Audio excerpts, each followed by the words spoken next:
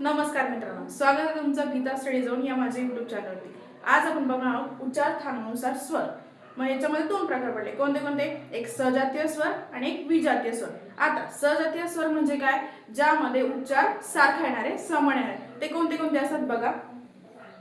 अ, आ, E, E, उ आणि उ या तीन जोड्या आहेत। म्हणजे काय? दिसायलाही सारखे आहेत आणि त्यांचा उच्चारही काय येणार आहे? सारखाच येणार आहे। हा दुसरा भाग आहे विजातीय स्वर। विजातीय स्वर म्हणजे काय? ज्याचा उच्चार भिन्न भिन्न असणार आहे। त्याच्यामध्ये सुद्धा किती जोड्या आहेत? 3 जोड्या आहेत। कोणत्या कोणत्या? अ, ई, उ, ए, ई, रू। आता व्युत्पत्तीनुसार स्वर म्हणजे व्युत्पत्ती म्हणजे काय की हा अक्षर कुठून आलाय किंवा हे अक्षर कसं तयार झालेले याचा अर्थ काय होतो? व्युत्पत्ती। त्याच्यामध्ये किती भाग पडले? 2 भाग पडले। एक कोणता आहे?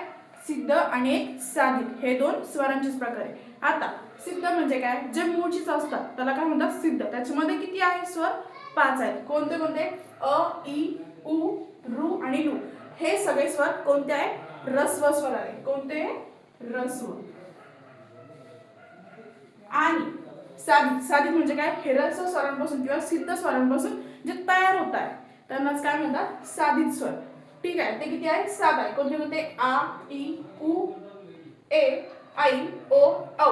हे काय झाले? सिद्ध स्वरापासून तयार झालेले आणि यांनाच काय म्हणतात? संयुक्त स्वर असे देखील म्हणतात। जिभेच्या उपयोगानुसार आपण स्वर कसे बोलतो, तो कसा उच्चारला जातो ते बघूया। आता जीभ ही 3 प्रकारे डिवाइड झालेली आहे आपली बघा।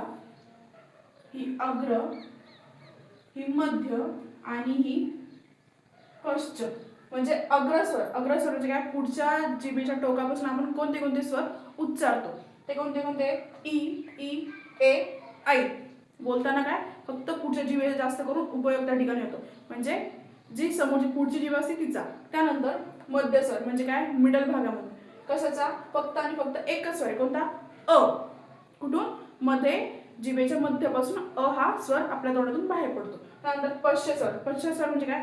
जे आपला मागचा भाग आहे जिभेचा तिथनं काय गरम हवा बाहेर होते, पास होते आणि त्याच्यानंतर काय गरम उच्चार बाहेर येतो। कोणता कोणता? आ, उ, ओ आणि औ। आता बघूया आपण वर्णांची उच्चार सारणी म्हणजे 5 ठिकाणावरून आपल्या तोंडातून वर्ण बाहेर पडतात। कोणते कोणते येते?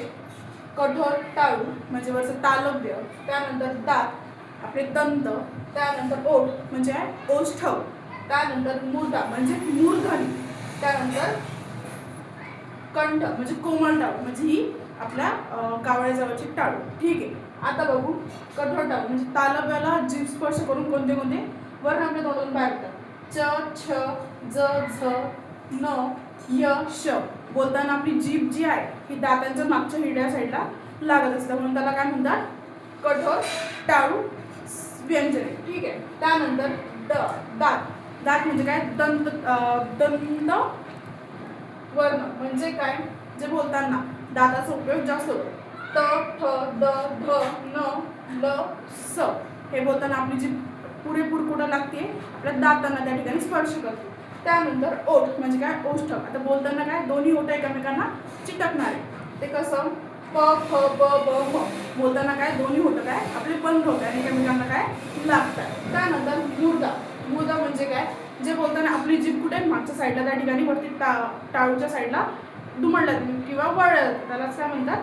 मूर्धा म्हणजे काय? ट, ठ, ड, ढ, न, र, श आणि ळ। बोलताना आपली जीभ कुठे? मागच्या साईडला वळते। त्यानंतर कंठ, कोमल टाळू म्हणजे काय? मागच्या साईडला। आता ते कसं? क, ख, ग, घ, ड आणि ह। बोलताना काय? आपली जीभ अलगद राहते आणि उच्चार पूर्ण येते आपल्या कोमल टाळूपासून बाहेर पडतात। आणि नंतर श्वास नलिका आणि अन्नलिका ह्या अशा 2 आपल्या नलिका असतात। व्हिडिओ आवडला असेल तर नक्की लाईक करा, सबस्क्राईब करा आणि शेअर करा। धन्यवाद।